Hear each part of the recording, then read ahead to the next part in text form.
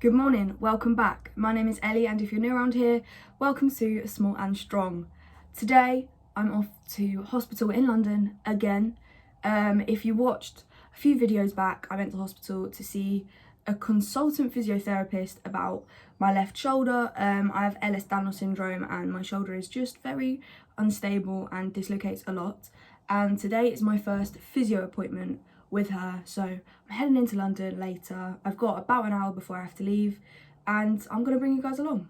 Also, just before I leave, there is now an advert out on TV with my face on it, so if you spot it, take a picture on Instagram, tag my Instagram, which is at small_and_strong, because I haven't actually seen it yet. So far my nan is the only one to have seen it, and it's weird, when you're an actor they don't actually tell you when these things are out, they don't send you them. So if you guys see it, please tag me. I'm so excited. That's like the first professional acting job I've had is now out and about on the TV.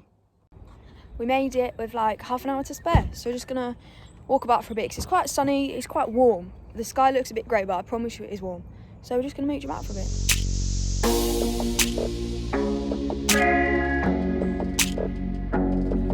I've survived again. Right, I'm finished. I'm out. Survived again. It was really weird because that time we were in the physio department before we were in like a consulting room. But in the physio department, it was the exact same place I was 5 years ago. Exact same rooms, it smelt the same. Literally nothing had changed. So I was very like aware. I was like, oh gosh, I was in that room. Like it was weird because there's things I haven't remembered in 5 years about being there, and then when I was there, I started to remember. I was like, oh yeah, I was in that room and I did that, and then it was just weird. But I'm heading back to the car to meet Mum because she's not allowed in, and then we'll drive back home and I'll update you. I'm now back. When I got there, the first thing we did was test my strength. So she had a machine where I would put my arm like this, I was laid down, and I'd have to push backwards and push forwards, and then we did it on my other arm, and she was shocked. She was like, that's a bad reading. On my left arm, she was like, that is very bad. And then we did my right one and she was like, that's also not very good. She goes, but it's better than the left one. So when they measure your strength, they expect your dominant hand, so whether you're right-handed or left-handed, I'm right-handed, so they expect my right arm to be about 10 to 20% stronger than my left arm, but my right arm is 50% stronger than my left arm.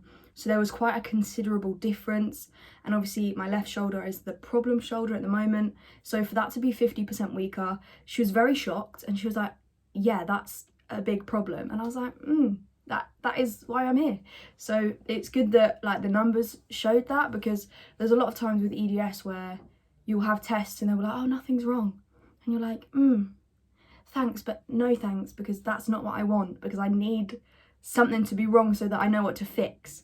And a lot of the time you can end up just going round and round in circles because no one knows what's wrong, but something is wrong and you just don't know what it is. After we tested my strength, she tried an exercise with me where I held a weight out in front of me and I had to drop it and then catch it, and I had to do that like 100 times, but by the 5th time I couldn't do it anymore. I was in so much pain, my arm was so weak, so I ended up doing it with a 0.5 kilogram weight, which was actually mildly embarrassing, but it's got to be done. And we decided that that's where I'll start. Most people would start with like 1 or 2 kilograms. I'm starting on 0.5, but she's given me a little regime of exercises to do. The hospital I go to have a playlist on YouTube that's private, so I can't share it with you, but they've got exercises on YouTube that I'm going to follow. And basically I'm able to do my program through that, and then I just have to check in with my physio. So I next see her in 4 weeks, and that'll be an online appointment because she just wants to check that I'm motivated and still going with it.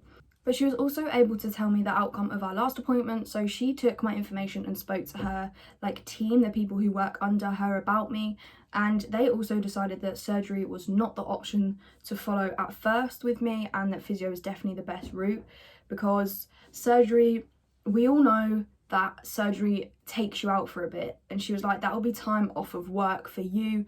And she was like, I know that you're very passionate about what you do and that like right now you're kicking off in that. She was like, so I don't want to take you out of work. I imagine you don't want to be out of work. And I was like, absolutely not. Like, now's my time to thrive.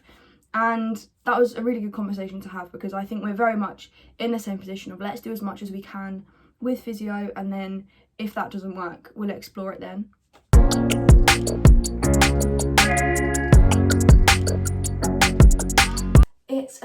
later now. Oh, she's looking oily.